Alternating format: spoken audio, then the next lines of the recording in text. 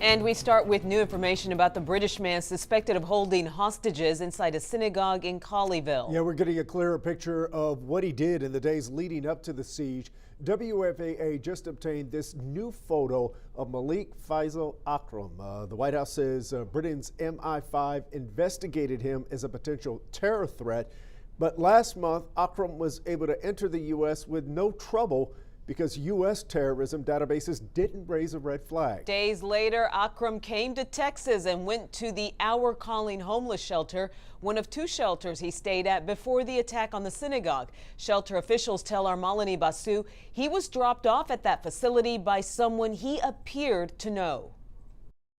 Hours after landing in the U.S. from the U.K., 44-year-old Malik Faisal Akram checked into the Our Calling homeless shelter in Dallas. WFAA obtained this picture. Someone dropped him off. He came in, checked in, got his COVID test first. It was a cold Sunday night when Akram checked in with only a backpack in hand.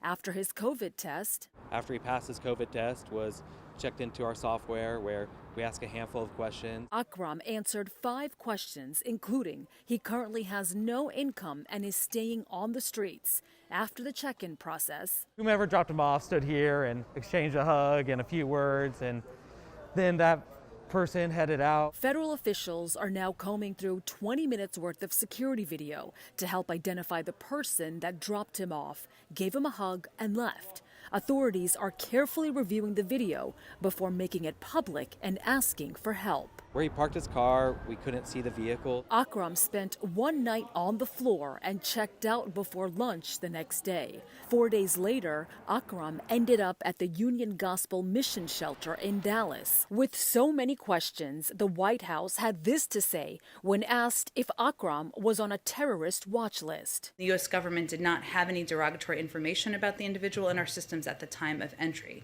We're certainly looking back. And over in the UK, police released 2 teenagers they had in custody since Sunday. Authorities there have them detained. They were questioning them about Akram. No charges have been filed there. And here locally, the FBI and Colleyville police and other local authorities continue to piece this together.